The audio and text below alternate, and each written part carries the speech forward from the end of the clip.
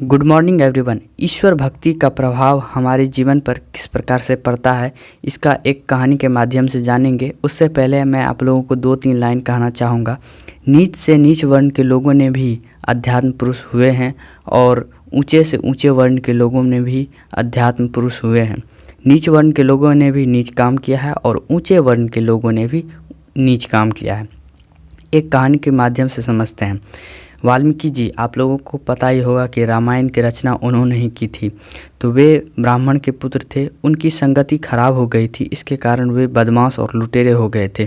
वे दूसरों का धन हरते थे और उसको मारने का प्रयास करते रहते थे।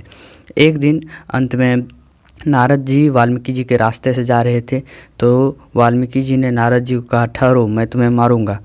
तो नारद जी रुक गए और बोले कि तुम ऐसा नीच काम क्यों करते हो। तो उन्होंने कहा कि मैं अपने माता पिता और स्त्री और पुत्र के लिए ये कर्म करता हूँ। तो नारद जी बोले कि तुम जो ये पाप कर्म करते हो तो इसका कोई भागीदारी है। तो वो बोला कि हाँ, जिसको जिसको मैं खिलाता हूँ वो सब भागीदारी है। तो वो बोला कि अच्छा, उससे पूछ के बताओ। तो नारद जी को वाल्मीकि जी ने पेड़ से बांध दिया और उससे पूछने के लिए चले गया। तो वाल्मीकि जी घर पहुंच करके अपने पत्नी से पूछा कि हम जो तुम लोगों को पाप कर्म करके खिलाते हैं तो तुम इसका भागीदारी बनोगे क्या। तो पत्नी बोली कि नहीं, हम लोग क्यों बनेंगे, आप पाप करते हैं, आप जानिए।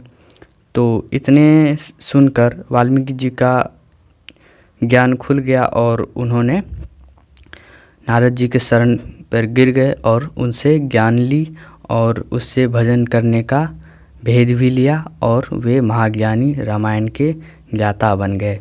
धन्यवाद।